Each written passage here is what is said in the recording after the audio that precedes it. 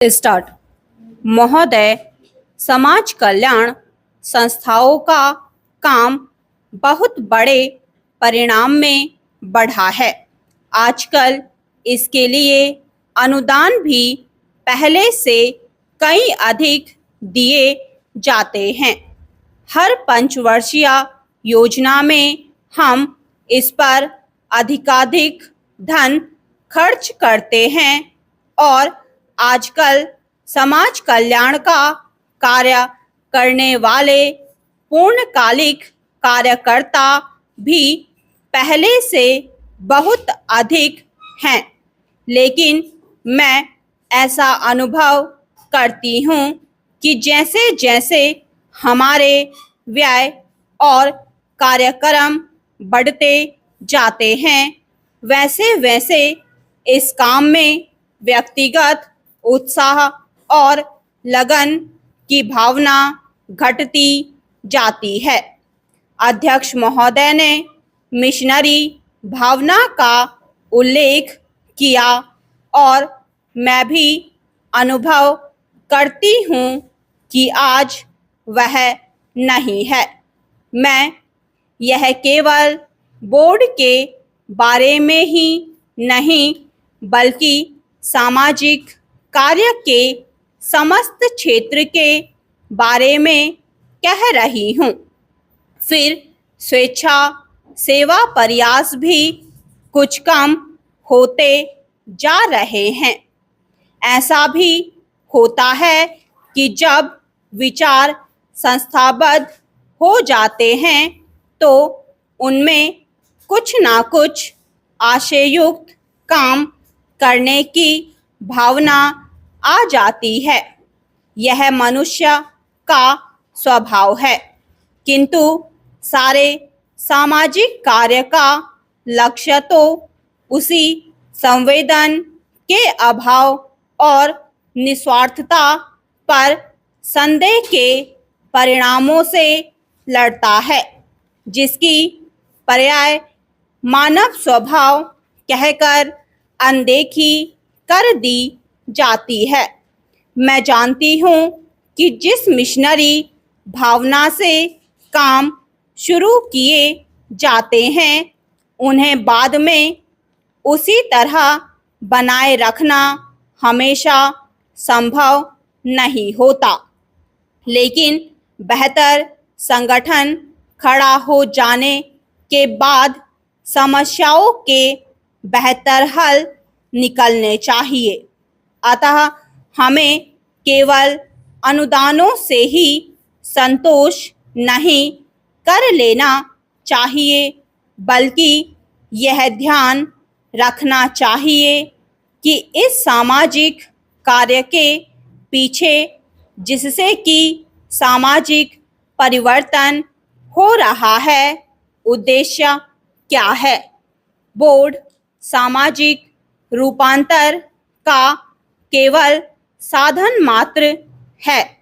राजनीतिक और आर्थिक कामों में फंसे रहने के कारण हम सही दिशा में और सोउद्देश्य सामाजिक परिवर्तन की ओर काफी ध्यान नहीं दे पा रहे हैं, किंतु परिवर्तन तो हमारे अपने विकास और विश्व की घटनाओं के कारण जो हमारे जीवन और समाज पर निरंतर प्रभाव डालता है, स्वतः आ रहा है। हमारे होनहार युवक और युवतियां संसार के घटना चक्र से निरंतर प्रभावित हैं और कहीं भी कुछ होता है तो वह हमें भी अवश्य छू जाता है।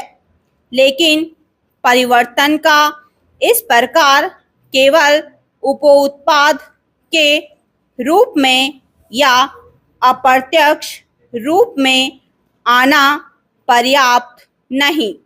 हमारी अपनी अनेक समस्याएं हैं जो हमारे अनुभव की दृष्टि से विशेष प्रकार की हैं। चेंज महोदय एक उदाहरण है जो बोर्ड के सीधे कार्यक्षेत्र में नहीं आता, फिर भी वह है सामाजिक अपव्यय को रोकने के महत्व का। विवाहों और भोजों आदि में जो धन का अपव्यय होता है वह घटने के बजाय बढ़ रहा है।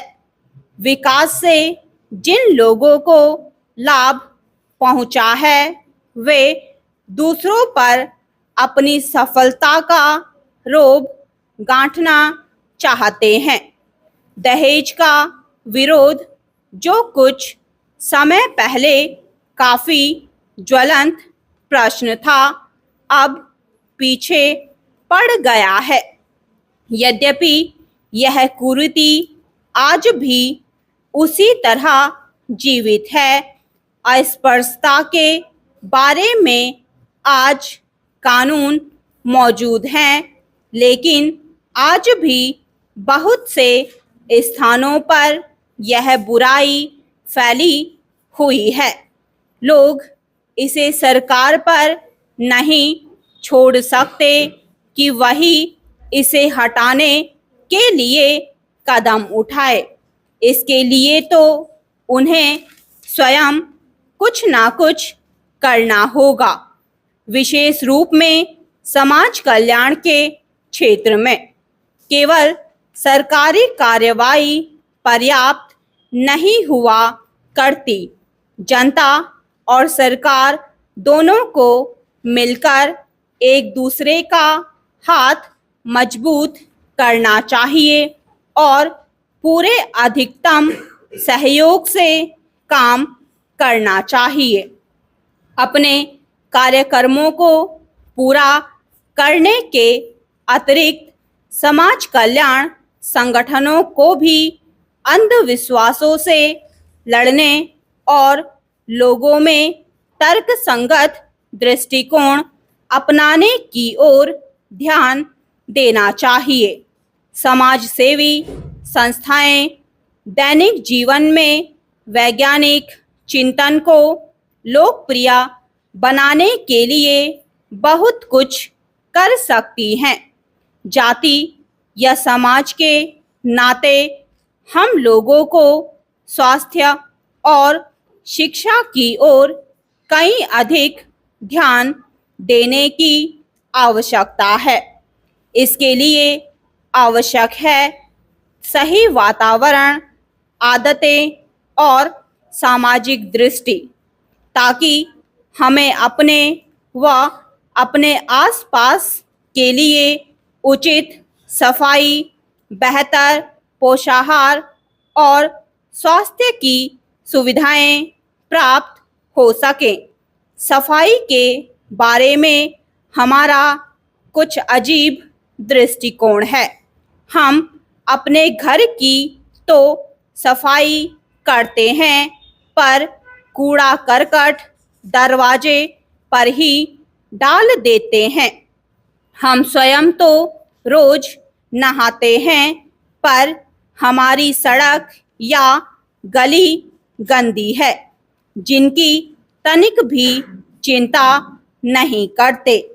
बड़े शहरों में और उन इलाकों में भी जहां पढ़े लिखे और खाते पीते लोग रहते हैं, कूड़ा करकट जमा रहता है और कोई इसकी परवाह नहीं करता।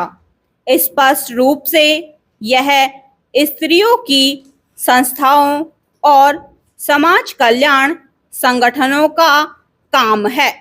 समाज कल्याण संस्थाओं के लिए परम आवश्यक है कि वे समूचे क्षेत्र के सुधार के लिए आपसी तालमेल रखें।